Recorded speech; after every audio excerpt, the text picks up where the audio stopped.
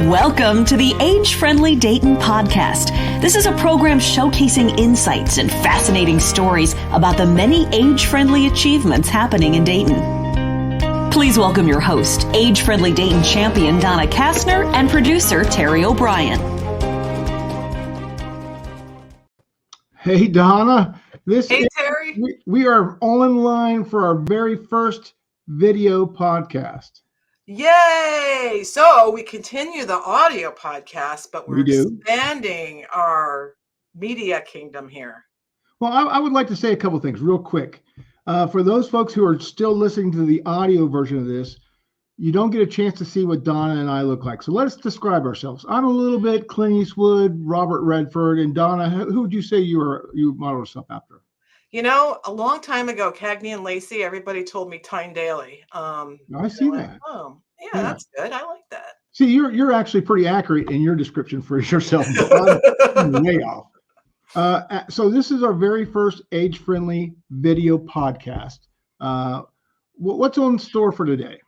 We have an exciting interview coming up in just a bit with Simone Holder-Nelson at the Area Agency on Aging, and I'm thrilled that she has been able to join us because there's just so many great things they do. But for our opening banter, I'm going to toss out a thought to you here, Terry. State Farm.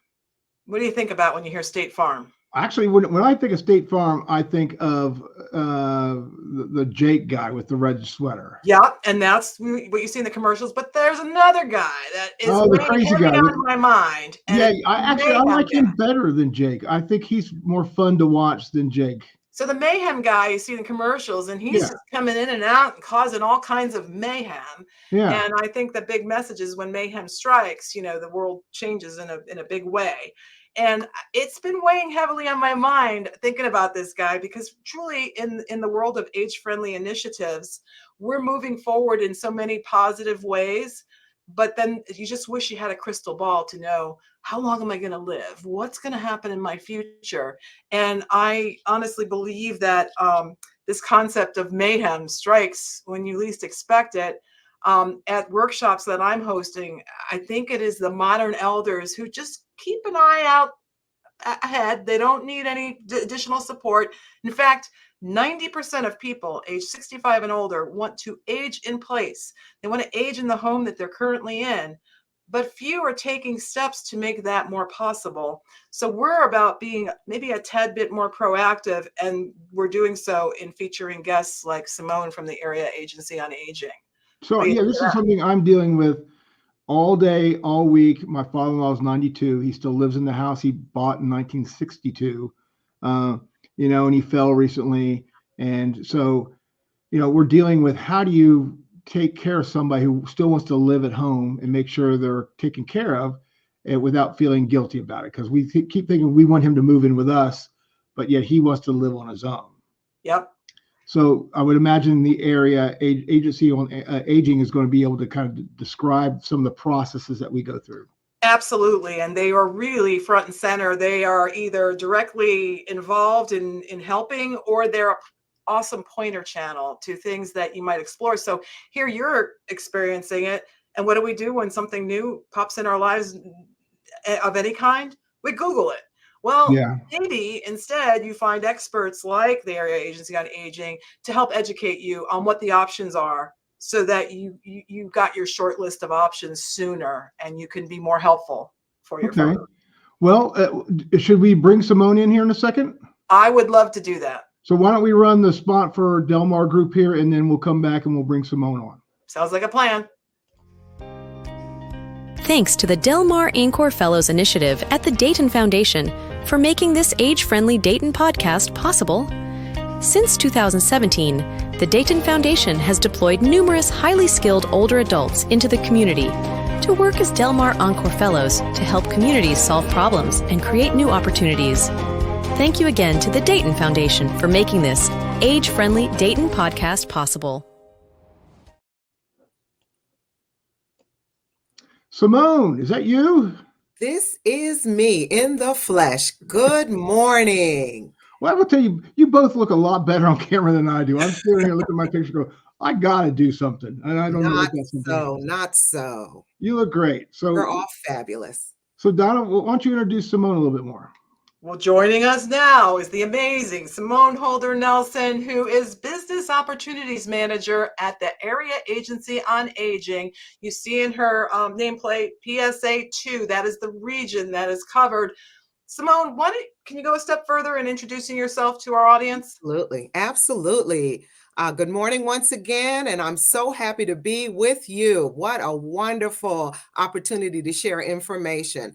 I'm a social worker by profession. That's who I am at the core.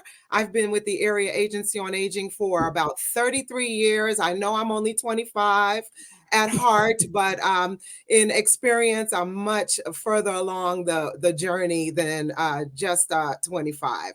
I have been working clinically, so I've done lots of case management, assessment, supervision, and for the last, I'd say at the beginning of the pandemic, so about 3 or 4 years now, I've been working as the Business Opportunities Manager. My role there now is to look at our lines of business that we currently do to support the community, as well as look at new trends and talk with our leadership to find wonderful ways to serve. So that's what I do.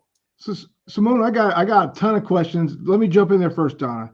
Okay. So is the Area on Agency a nonprofit group?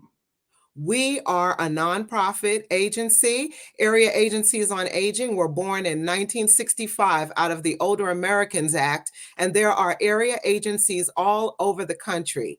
In Ohio, there are 12 of us. Our particular region, and I always look so I don't leave anyone out, we serve Champaign, Clark, Darke, Greene, Logan, Miami, Montgomery, Preble, and Shelby counties. Wow. Do you have any idea, if you don't know, that's okay, how many people over the age of 65 are people could be potential customers or I don't know that target number, but there are many. This I can share. By about 2030, there will be more people over the age of 60 in our area than there will be under the age of 18. So this population is robust. We are living longer. We are aging and thriving and doing well thanks to medicine and the way that we live. And so there's a great interest for our community to serve older adults and to embrace aging. Okay. You know, when in preparing for this conversation, I always go to the website and try to really get myself equipped and have a conversation. We had a conversation previously. Simone, right out of the gate, I have to tell you that the Area Agency on Aging for your region has an outstanding website. So Terry, when people like you are encountering challenges and you have to quickly get smart, this website is so well organized. Your mission is front and center. We make living at home easier, and you certainly do, but applause to your organization for just being very clear and providing a really great sequence of information.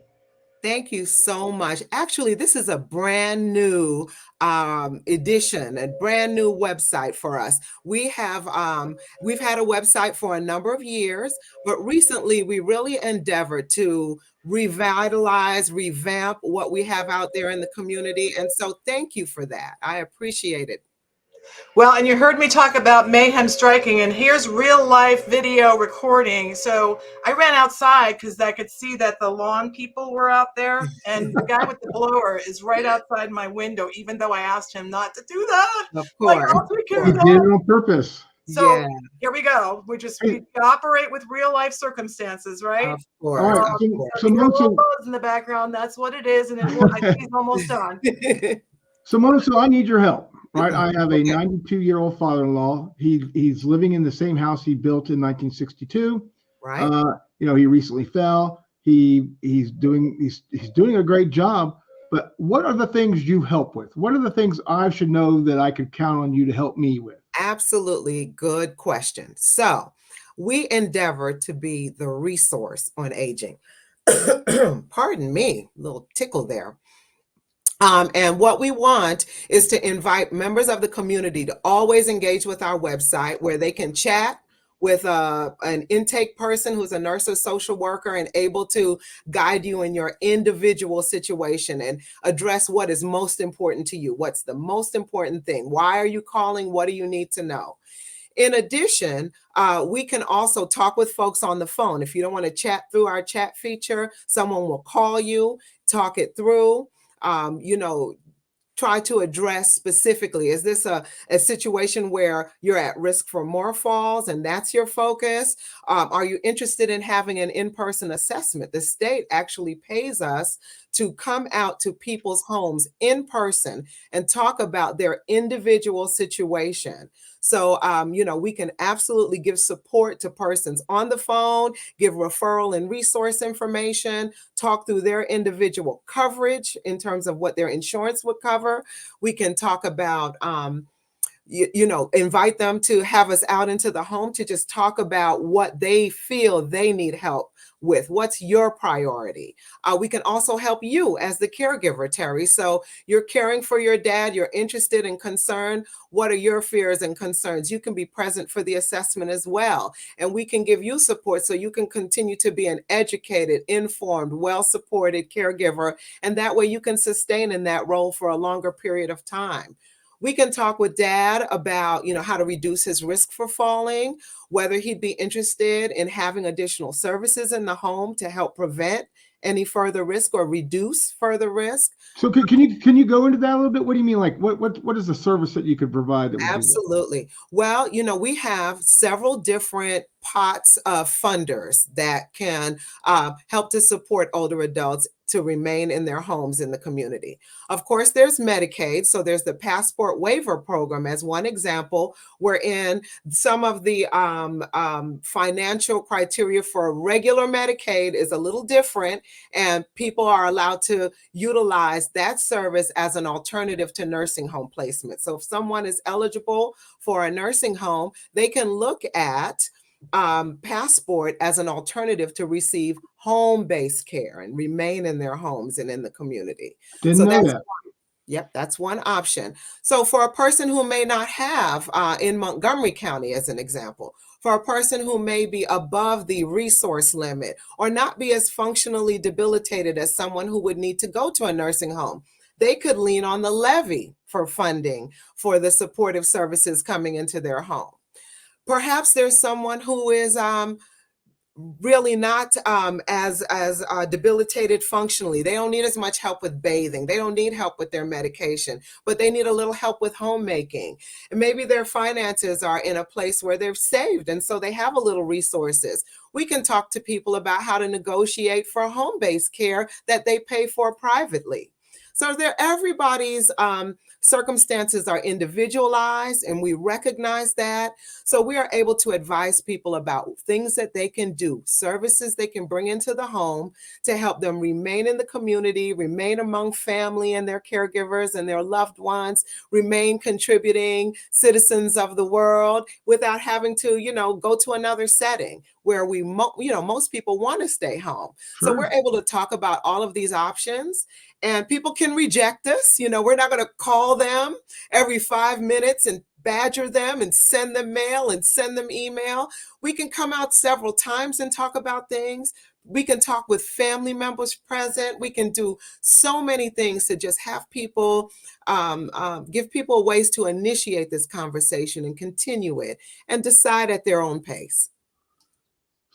Go ahead, Donna. Yeah, I have to tell you that, first of all, I see Simone everywhere. And it's interesting because there's all these different meetings. So it might be a Council on Aging meeting, or it might be an older adult symposium. First and foremost, I'll tell you that if I glance ahead and I see Simone, I get ready to get smarter. There's always one more piece of information that I didn't know before that makes me, at least in my fellowship, a better pointer channel. But I think it's so thoughtful the way they engage, and it's up to you. You decide. But what they want to do is make sure that you're up to speed on all the options. Absolutely. And I keep wondering that in-home assessment, we talked about it in the intro about, everybody wants to age in place, but are we really taking the steps? And can a person that's doing fine bring you in for an in-home assessment to start to plan for that? Absolutely. Absolutely. And even beyond that, We help folks with wellness programming. So we have a whole division whose job is really to bring education and information to the community. So we have all sorts of preventative, elements, wellness programming, matter of balance, which targets fall risk. So that, one of the worst things that can happen to us all as human beings is to fall. And it increases the risk of outcomes due to fall, just increase as we age for us all. And so we always tell people, whatever you do, try to avoid circumstances where you're on ladders, climbing and cleaning gutters, doing things, keep your body and your core strong. So that you can avoid fall. So we have one program called Matter of Balance, which is offered to the community at no charge. And we talk about ways to remain as safe as possible and keep physically fit and moving. So that's one example. We also have healthy living, which is an opportunity for folks with chronic conditions such as diabetes, folks with chronic pain, to just come in and talk about ways to minimize the progression of disease and eating correctly and mind, body, and soul sort of education opportunities. And these are offered virtually as well as in person to the community. So if you can jump on our website or give us a call, we can let you know where in your community these are available. There are assorted leaders that do it, lots of speakers coming in, and we're able to tell you what the calendar of events would be, or put you on a list if you're interested in having it in your community, and maybe we can bring it to you. Well, Simone, I just wish you were more passionate about this topic. Oh, I love it. I am absolutely. So two questions I have for you that are personally for me. Do you provide transportation to aging adults who can no longer drive but need to get to the doctor, kind of thing? We do. We have many different services, provided you're eligible for our programming, that we can deliver. So a person trying to stay in the community who has some health deficits, perhaps some financial deficits, and is trying to figure out about supportive services, I can give you some examples of some of the ones that can come into your home and help. One of them, of course, is medical and non-medical transportation. So perhaps persons need to get to the grocery store at, certain increments, or go to the pharmacy, but also go to see a physician. That's something we can support. We have personal care service, wherein an aide will come to the home, assist with bathing, cleaning, grooming, mobility. Perhaps you need to take a walk at regular intervals, and that person can go with you on that walk and accompany you. We have pest control, something as simple as that. But sometimes these things come up and persons could use some additional support with that. Home delivered meals. So if a person can no longer prepare meals, they can opt to have an aide come in and cook along with them or for them, or have meals delivered to the home, both hot meals and frozen meals that can be heated. Now, is all that free, or does that come with is there a fee? You got to pay something? Very good question. One of the things that is just a fact based on the funders. So it depends on one's income and asset level. Some things have a sliding scale fee for service. There are even people who are enrolled in some of our programs and pay 100% of the costs because they find it costs less than if they went privately to pay for those services. So there are people who do that. We have folks who get things absolutely at no cost because their income and assets are as such that they're perhaps eligible for Medicaid, and Medicaid covers the cost of those services. And then there's everything in between. We try not to be specific in income and asset requirements because there are so many variables. Whether a person is single, they're a couple, do you have one home? That's allowable. Do you have 20? That's another story. So there's so many variables. And what we advise everyone is not to try to, put themselves in a box. Call us. Let's talk about your individual circumstances. Let's work with the Department of Medicaid. Let's work with the funders, such as the Human Services Levy, and look at what the criteria are individually and see what we can help you with. So are you more or less, if I pick up the phone and I call and say, listen, my father-in-law is getting older, am I talking to the same person every time I call back in there, or am I talking to a different person every time I have to reach out? That's an awesome question, Terry. We actually have probably around 10 front door staff that answer the phone. Their job is to, give you lots of information. But let's say you've called and reached Simone today, and you've established a rapport with Simone and you prefer to talk with her again. You can always request to talk with an individual with whom you've had previous experience and they understand your situation. You're comfortable talking with them. Beyond that, every single person at the front door is qualified to share good information, quality information with you and take you where you need to go. So either way, we want to meet you where you are and meet your needs in the best way possible. Okay. Having tapped into the Area Agency on Aging on a couple of occasions as frontline for my folks, it just struck me as just a smart navigator first step to understand what's out there. As you mentioned, we might private pay. I remember in the situation of my dad and my mom, my dad was older. We were trying to figure out what to do, yet also make sure we were being mindful of what mom's needs might be in the future. And I found the Area Agency on Aging to be just that absolute first place to go to kind of get a really good view of the landscape.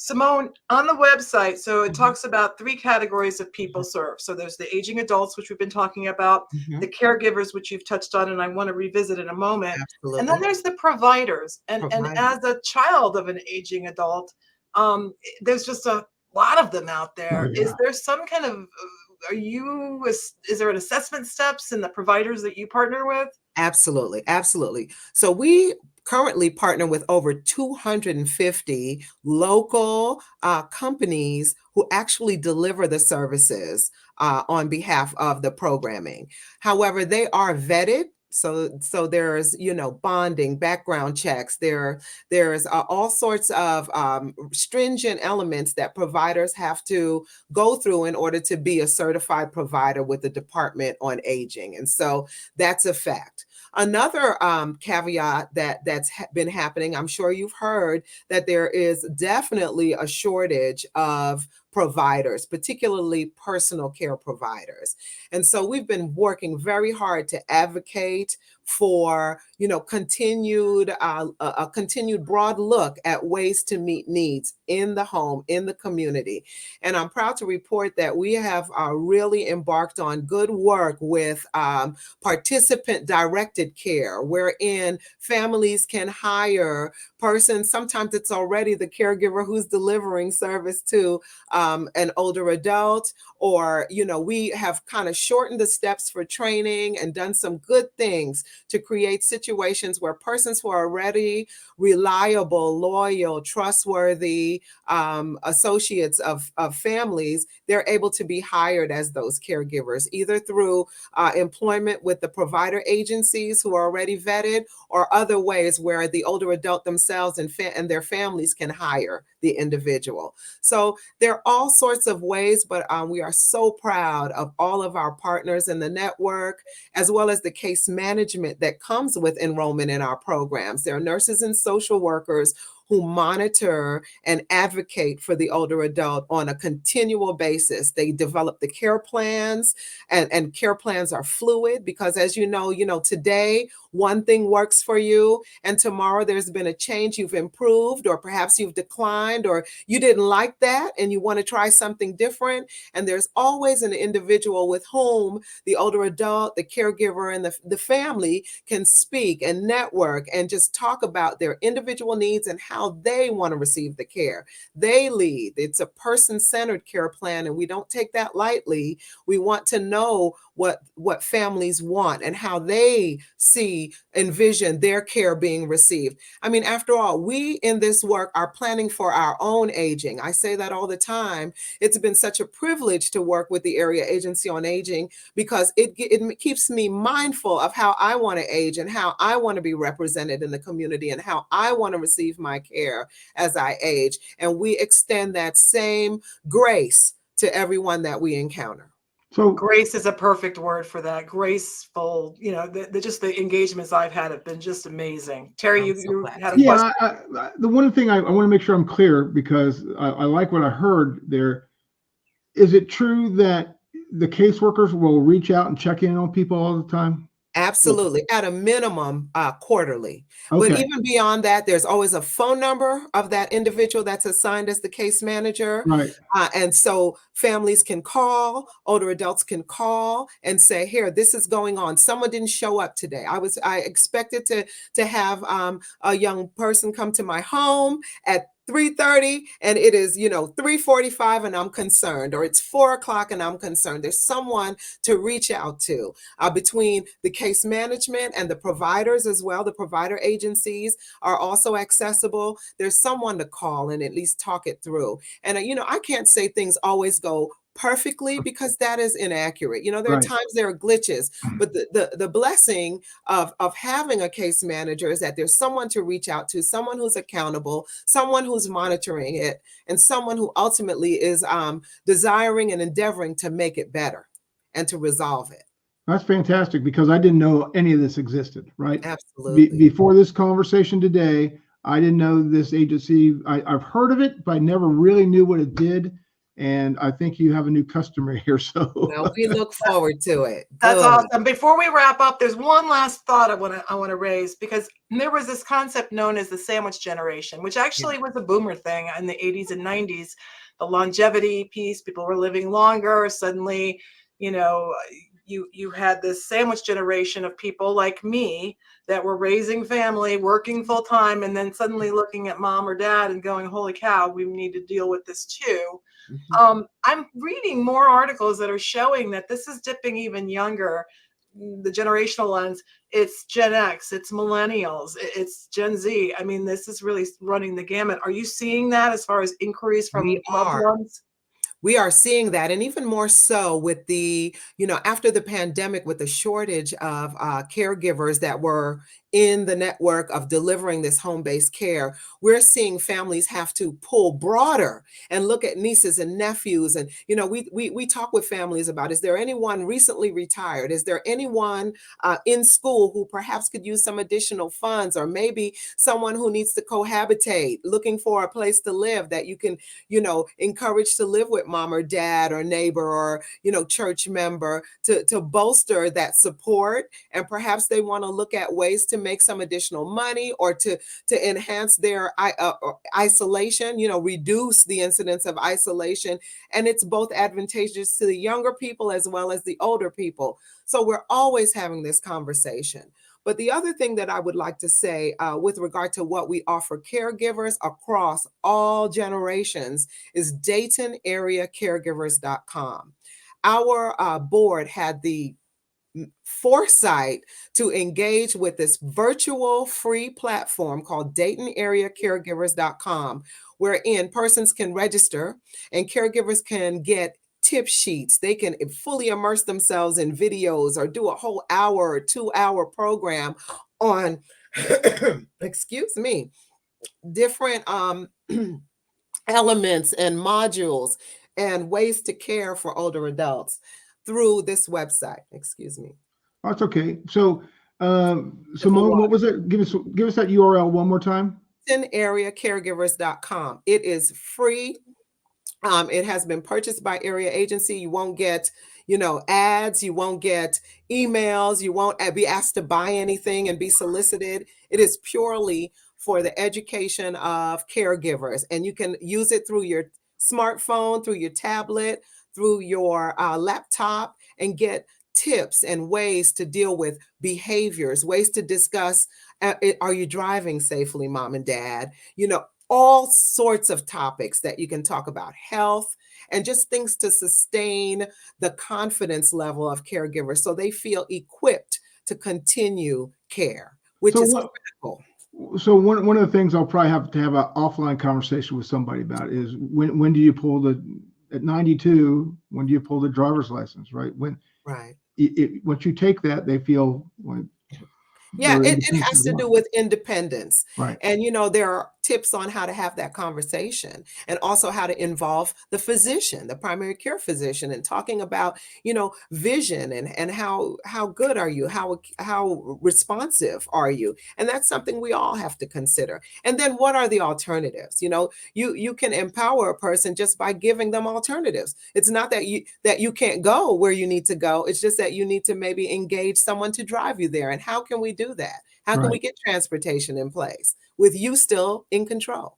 Well, Simone, I got to tell you, Donna, she's I can't believe how passionate she is about this. So, and I can't believe you've been there 33 years. Is that right? I have. You don't look it, that's for sure. Thank you so much. I told you, every conversation with Simone, I get smarter and smarter about this entire navigating this stage of life.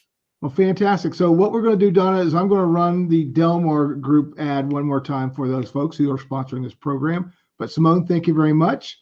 Thank you for having me. It's been a delight for joining us today. Thanks so much, Simone. Thank you. Thanks to the Del Mar Encore Fellows initiative at the Dayton Foundation for making this age-friendly Dayton podcast possible.